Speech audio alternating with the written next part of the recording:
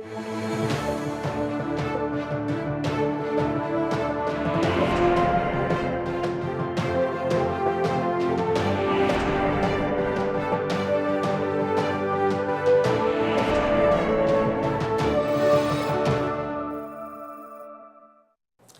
pessoal, quando um casal resolve oficializar a união, se casar de fato de papel passado, como a gente costuma dizer, é sinal de que há a intenção do relacionamento duradouro, quem sabe para toda a vida.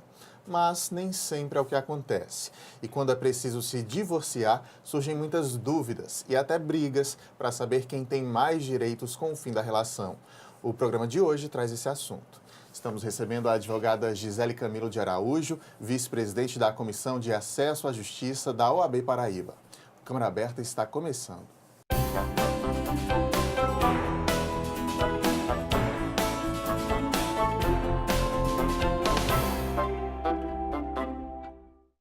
Você de casa nos acompanhando, seja muito bem-vindo ao nosso programa. Doutora Gisele também, seja bem-vinda. Bom tê-la aqui hoje. Obrigada, Lael. Agradeço a TV Câmara pelo convite. Quando a gente, quer dizer, eu nunca me casei, mas quando a gente vai se casar, eu imagino que passa pela cabeça das pessoas que ninguém quer pensar em separação naquele momento, Verdade. né? Mas, naquele momento, a escolha feita pelo tipo de casamento vai definir, né, num possível divórcio, vai ser ali ou dor de cabeça ou solução. Quer dizer, é uma decisão importante no momento do casamento, a escolha? Seria uma decisão muito importante porque no início de uma união, a gente até brinca no jargão jurídico. É meu bem. Quando vem para o divórcio, são meus bens, né? Então, o regime de bens é extremamente importante para que não haja um problema futuro, mas também tem a questão pessoal de cada um, porque tem gente que acha que tem direito a tudo e aí a gente vai discutir isso direitinho. Tem tipos de regimes diferentes, não é Exato. isso? O regime de comunhão parcial de bens. Queria que a senhora explicasse. O regime de comunhão parcial de bens é o chamado também regime legal, que é o convencionalmente aceito por lei e digamos assim, o imposto, caso não haja nenhum tipo de escolha pelos nubentes, que a gente chama, que é o pessoal que está pretendendo casar. Esse regime, ele importa no seguinte: após o casamento, o que for construído na constância do casamento pertence aos dois, o casal. Antes disso, o que for patrimônio seu fica com você e o que for patrimônio dela, no caso sua esposa, ficaria com ela, no caso de um divórcio.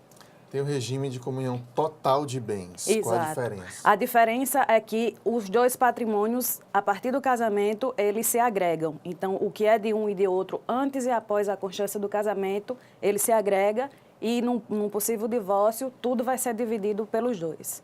Tem também o regime de separação convencional de bens. Exato. Do que se trata? A separação convencional é quando as duas pessoas optam pela separação de bens. Isso aí é um acordo entre partes. Porque, como você pode ver a seguir, tem a separação obrigatória, de bens. Que é Já quando, é uma outra situação. Exatamente, quando é uma outra situação, que é obrigatória para pessoas maiores de 70 anos, que contraiam núpcias, ou para pessoas que tenham algum tipo de incapacidade. Então, eles têm obrigatoriamente que ter esse regime. E tem também aqui o regime de participação final Dos nos aquestos. Exato, exatamente. Esse regime é um pouco incomum, quase ninguém fala nele, ninguém utiliza, que praticamente é uma mistura entre o regime de comunhão parcial e o regime de separação de bens. O que é que acontece nele? A partir do momento que eu me caso, eu mantenho toda a minha estrutura patrimonial anterior ao casamento e, na constância, eu vou ficar com a minha parte que eu adquiri voluntariamente com meus próprios recursos e a parte do casal. No final de tudo isso, vai ser apurada a situação e o que é somente meu fica comigo e o que foi em conjunto vai ser separado. A gente tem uma série de dúvidas, as principais dúvidas que circulam aí na internet, porque com o exemplo, eu acho que a gente vai conseguindo mostrar melhor cada situação dessa. Vamos ver a primeira, por favor, diretora. Minha cunhada está entrando com o divórcio. Ela casou com comunhão parcial de bens, eles adquiriram um imóvel e financiaram pela Caixa. E ainda falta 60 mil para quitar. Gostaria de saber se ele tem direito apenas ao que foi pago ou se existe valorização do imóvel, se ele tem direito em cima dessa valorização.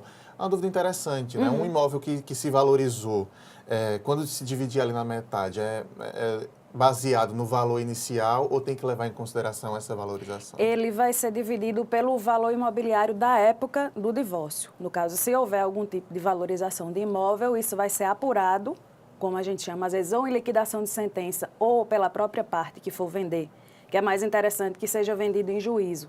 Porque às vezes um diz, não, eu não vou vender por você, porque isso...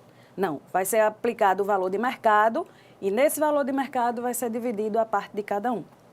Cabe aí ao casal pedir para alguém fazer um tipo de levantamento de quanto está custando? Como é que Seria é feito interessante, assim, eu particularmente, eu aconselho procurar uma imobiliária que os dois tenham confiança para que haja uma apuração do valor de mercado do imóvel e que seja dividido. E se ainda houver parcela de financiamento, a parte que ficar, porventura, com o imóvel, ela vai arcar com toda a despesa dali em diante.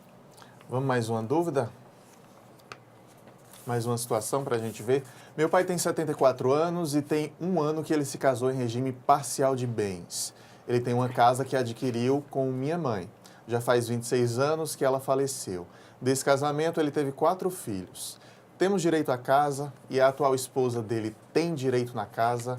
Como é que fica essa situação? É exatamente o que eu lhe disse. Nesse caso, nem poderia haver um casamento de uma pessoa com 74 anos com comunhão parcial de bens. Esse casamento, inclusive, ele pode ser contestado e até anulado pelos filhos. Porque a partir de 70 anos, o regime de casamento, obrigatoriamente, de separação de bens é o de separação total. No caso de um falecimento deles, os filhos são herdeiros, que trata-se já de direito de sucessões, e a atual esposa não terá direito porque foi adquirido antes do casamento. Isso é um entendimento comum da justiça? Não tem como ela tentar mostrar alguma coisa? Não tem, porque inclusive o próprio Código Civil ele traz um artigo que diz que no casamento de pessoas acima de 70 anos, o regime de comunhão de bens deve ser o de separação total. Esclarecido. Vamos mais uma situação. Eu e minha esposa financiamos um imóvel em 2012 para pagar em 35 anos junto à Caixa. O imóvel foi entregue em 2014, conforme o prazo, porém minha esposa, em agosto de 2013, por livre e espontânea vontade, saiu de casa. Na época, pedi a ela para escrever e assinar uma carta a punho, pedindo que ela passasse a parte dela para mim. Ela assim o fez, sem pedir nada em troca e nem o valor restituído, e também registrou em cartório. Agora estamos prestes a dar entrada no divórcio. Agora, mesmo com esse documento assinado, eu teria que restituí-la com algum valor, mesmo ela não querendo? Isso se torna uma obrigatoriedade? Não. Aí, no caso dela, como por esponte própria, que nós chamamos no jargão jurídico, ela assinou, fez escritura pública, ela abriu mão da ameação que ela teria direito. Então, nesse caso, vai ser o patrimônio todo para ele. Quer dizer, é importante, num caso desse, existir um documento que ele prove Exato, que era a vontade dela. Que era a vontade dela. Isso para a justiça é necessário. É necessário, porque se for o caso, ela pode dizer, não, eu vou abrir mão da minha parte. Mas se não tiver assinado e registrado em cartório, que isso é muito importante, aí ela vai poder contestar posteriormente e dizer que o imóvel também é dela. Vamos a mais uma situação. Um imóvel foi adquirido 2 meses antes do casamento somente pelo homem, que veio a se casar em comunhão parcial de bens. Depois de 26 anos, eles resolveram se divorciar. Tem como dividir a valorização desse imóvel, pois foram feitas reformas. Nesse caso, tem como provar?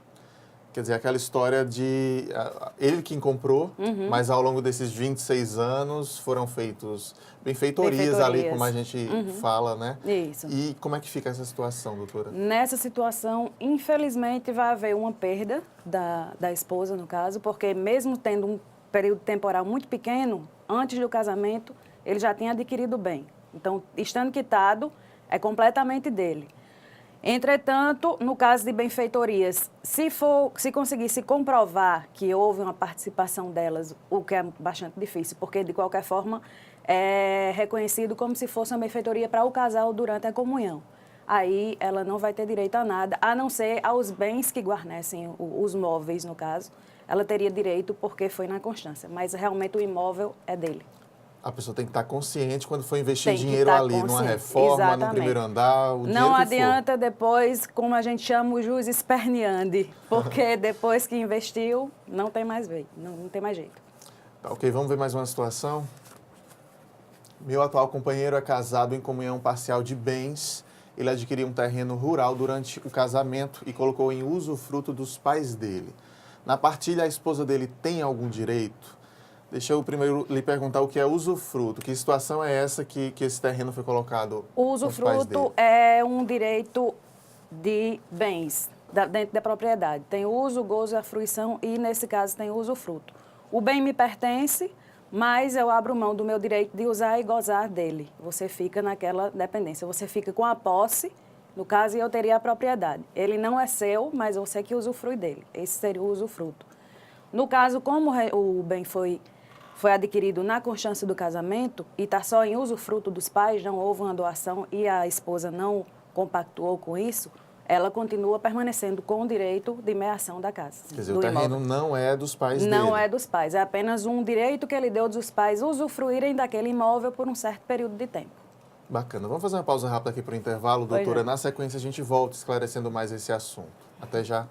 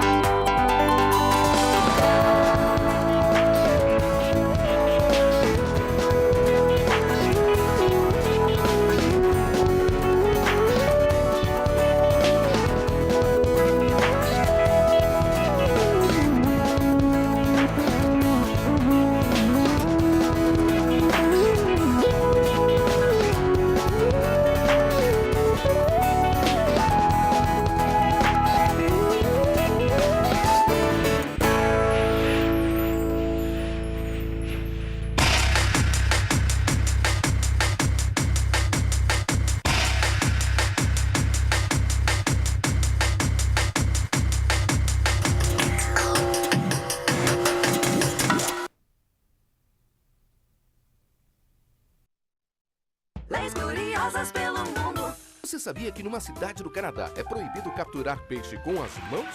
Tem também uma cidade na Inglaterra que não permite beijos nas estações de trem. Ah, e em Haifa, lá em Israel, você não pode levar de jeito nenhum um urso para a praia. Existem leis que você não conhece, mas as de João Pessoa você pode conhecer. Acesse o site da Câmara Municipal e veja todas as leis municipais e os projetos que estão em tramitação na Câmara. Transparência é cidadania e a gente leva isso a sério. Câmara Aberta está de volta, hoje esclarecendo questões referentes ao divórcio. Quando um casal resolve se casar, certamente não espera que esse momento da separação aconteça. Mas é a realidade em muitos casos e o programa de hoje vem discutindo esse assunto com a advogada Gisele Camilo de Araújo. Doutora Gisele, no momento de separação há muita intriga, muito ego, né, muita briga ali do casal. Acho que todo mundo deve conhecer alguém que já passou por uma separação. Esse raciocínio das pessoas de não fazer nada com a mente tranquila, de não fazer nada consciente, né, do que está fazendo ali, acaba atrapalhando os processos judiciais ou enchendo a justiça de processos desnecessários que poderiam ter sido em comum acordo resolvidos? Bastante. Muito mesmo, porque assim, às vezes o divórcio, ele acaba se tornando uma disputa de egos tão grande que você nem percebe o quanto está se prejudicando. Porque, inclusive, houve uma lei agora de 2007 que permite, inclusive, o divórcio extrajudicial em cartório, se não houver filhos menores ou incapazes, e se o casal tiver em comum acordo, você pode fazer em 72 horas o divórcio já sai, você faz sua meação, todo mundo concorda e todo mundo sai em paz. Mas dificilmente acontece dessa forma, porque sempre fica, isso é meu, aquilo é meu, e nunca se entra em um acordo e acaba assoberbando a justiça e você passa por um desgaste emocional imenso por algo tão pequeno. A gente observa, a gente tem acompanhado que às vezes há mutirões de conciliação na cidade para diversas situações. Serve para o divórcio também, aqueles mutirões? Ainda não houve para o divórcio, é mais para a questão de obrigações, DPVAT, dívidas, divórcio, não muito. Vamos ver mais situações agora para a gente ir esclarecendo mais essas dúvidas sobre o divórcio. Me casei em 1970 no regime de comunhão de bens e em 79, a minha revelia, não fui citada, foi decretado o meu divórcio. Na oportunidade, meu ex-marido alegou que não havíamos bens a partilhar. Acontece que decorreram tantos anos e fiquei sabendo há poucos anos que à época de nosso relacionamento ele havia recebido 3 imóveis doados por uma senhora que cuidava dele. Além disso, ele foi agraciado com um testamento deixado pela mesma. Posso ainda pleitear a partilha dos referidos bens ou prescreveu?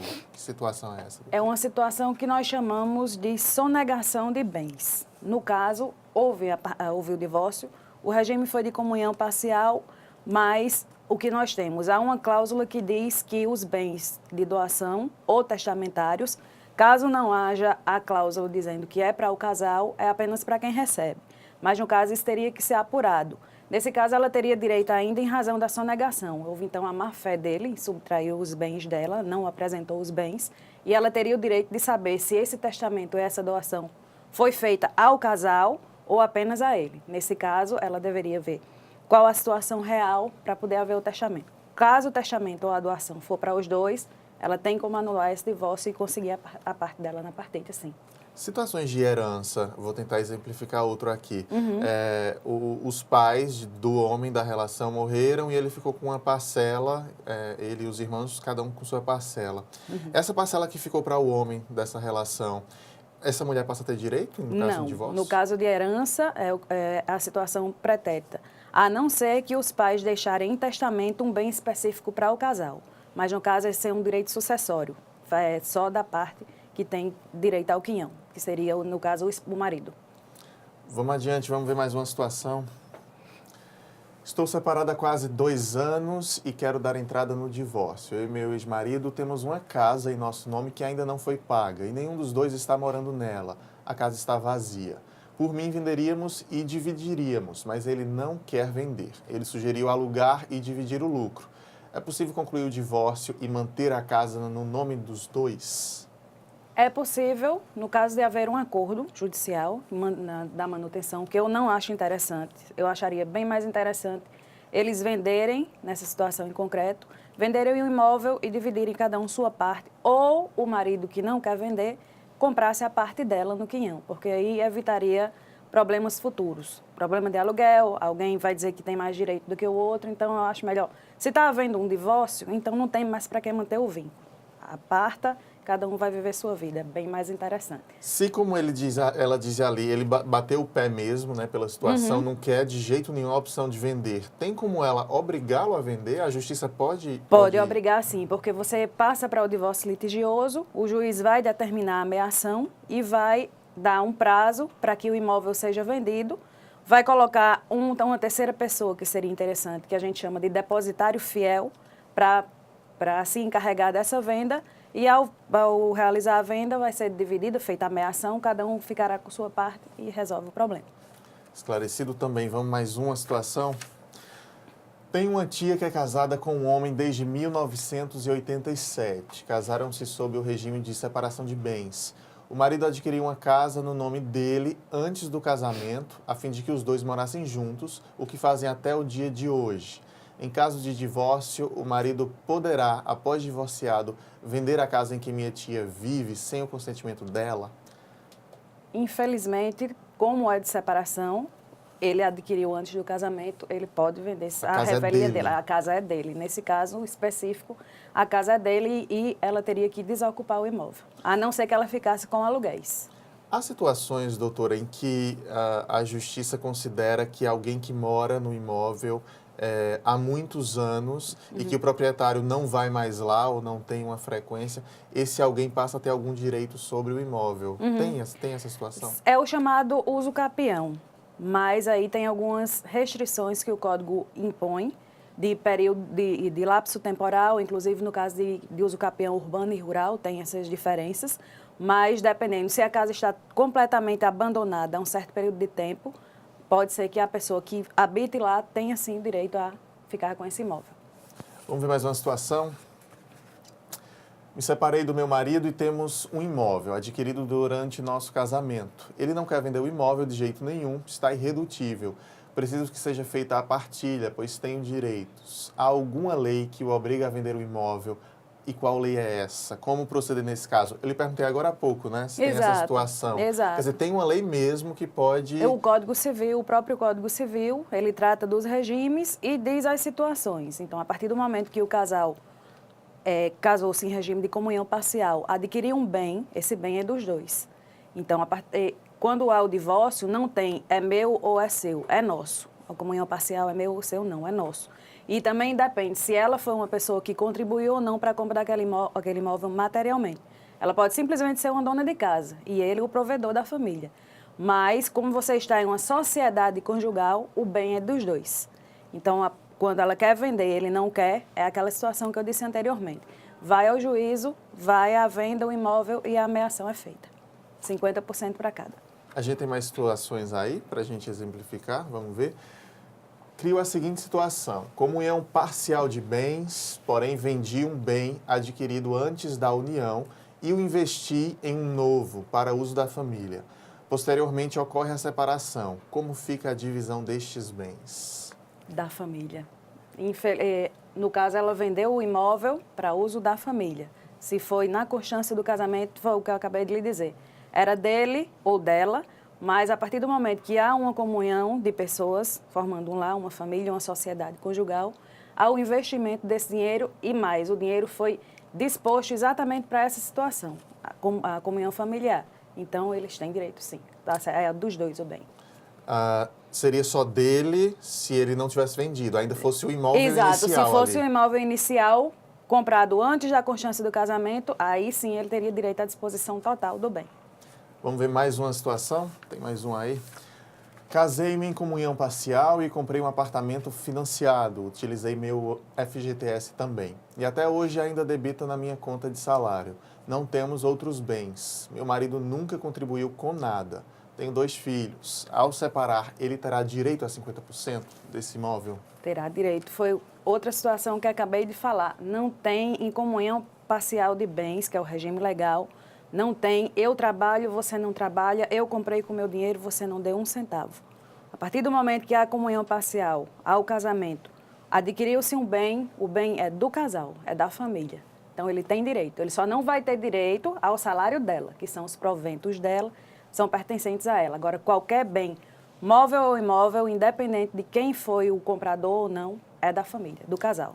Essa consciência, talvez muita gente se até renegue a tê-la, doutora, porque, como eu falei no início, ninguém casa pensando em separar, né? Exato. Pensa que vai durar para a vida toda e depois acaba numa confusão grande quando chega a hora do divórcio. Outra situação é a questão dos filhos, doutora. Eu queria abordar também aqui rapidamente com a senhora. Uma mudança recente na Constituição esclareceu mais, né, esse assunto. Qual é a última novidade a respeito? A última novidade que nós temos é a guarda compartilhada automática, que nós chamamos. Antes tinha, não, a guarda vai ficar só com a mãe ou vai ficar só com o pai. Não. Cabia ao juiz? Cabia ao juiz e a mãe geralmente tinha preferência. Ou, em comum acordo, os pais definiam. Hoje, se ninguém disser eu quero ou eu quero, vamos colocar numa linguagem mais popular, então a guarda presume-se compartilhada, a não ser que haja um prévio acordo entre as partes e diga, não, 15 em 15 dias você verá seu filho, ou então uma vez na semana, caso contrário, a guarda será compartilhada, metade de mês para um, metade de mês para outro, ou um semestre e um semestre. Eu vi algumas mães preocupadas quando essa notícia saiu na imprensa, dizendo assim, o pai nunca deu atenção, o pai nunca ligou para essa criança e agora ele vai ter direito. Vale para quem já está separado oficialmente? Vale essa questão? Ou o que foi decidido continua decidido? Não, neste caso a lei só retroage, no caso, se o pai fizer um novo pedido de avaliação de visitas, revalidação de visitas, pedindo para adotar o sistema de guarda compartilhada. E há um medo de quem está pensando em se separar também, eu já ouvi isso, já li isso também na internet, dessa questão de ser compartilhado, já que um na relação sabe que o outro também não dá muita atenção para o filho. Não seria negativo, então, para a criança ter uma guarda compartilhada com alguém que está demonstrando que não dá muita atenção a ela? Mas aí, nesse caso, é um direito que está à disposição. Não é obrigado que eu vá buscar meu filho. Eu tenho à disposição a guarda compartilhada. Mas posso também dizer que não vou buscar se a mãe, que geralmente fica com a mãe mais tempo, se ela aceitar, ótimo. Se não, eles fazem um acordo normal em juízo, pega no fim de semana ou faz como eu chamo às vezes, uma guarda aberta. No dia que puder pegar, posso pegar meu filho e fica mais interessante para ambos. Se neste momento também o pai, por exemplo, já decide não dar para mim essa história de compartilhado, talvez já favoreça até a mãe, porque já tem um parecer ali. Exato, porque já fica tudo definido em juízo e não há brigas posteriores, como a gente vê várias. Não, você não tem direito. E às vezes a criança é utilizada como moeda de troca, o que não é bom para a relação de ninguém. Nessas situações, doutora, a gente já discutiu aqui até com psicólogos no nosso programa que a criança vira de fato uma moeda de troca, Isso. uma coisa de fazer inveja um para o outro, né? De relações mal resolvidas ainda. Isso. Tem como uma mãe, por exemplo, reclamar judicialmente que o pai não está cumprindo com aquilo que foi acertado e ela passar a ter, por exemplo, a guarda sozinha da criança? Teria como, porque se o pai passa a ser ausente ou se por acaso há um dano psicológico à criança, que a gente até está no Código Penal agora, a alienação parental, que pode ser inclusive movido um processo criminal, ela pode entrar em juízo pedindo a adequação de guarda, mostrando todos os requisitos e o mal que está provocando essa criança. Vai ser chamado o Ministério Público, um assistente social e vai ser definido com o princípio do melhor interesse do menor. O que valeria de prova para a justiça? Que o pai, por exemplo, não está indo no fim de semana buscar, não está dando a atenção devida. O que serviria para essa mãe poder dizer, olha, ele não está cumprindo a parte dele? Testemunhas, e-mails, gravação de ligações, que às vezes não é muito considerado em juízo por ser prova ilícita, mas também seria válido. E o depoimento da própria criança, que apesar de não ter tanto valor por ser um menor, mas ela sempre é ouvida nesses casos. Doutora Gisele, a gente já precisa encerrar, estão me dizendo aqui. Quero lhe agradecer a presença, Eu que todos agradeço. esses esclarecimentos e portas sempre abertas aqui. Agradeço o convite e uma boa tarde para vocês. Muito obrigado. O Câmara Aberta de hoje termina agora, mas não se esqueça que pela internet estamos sempre em contato com você. facebook.com/TV Câmara JP é o endereço da nossa fanpage. E no nosso canal no YouTube também, que é o TV Câmara JP. Muito obrigado pela companhia e até a próxima. Tchau.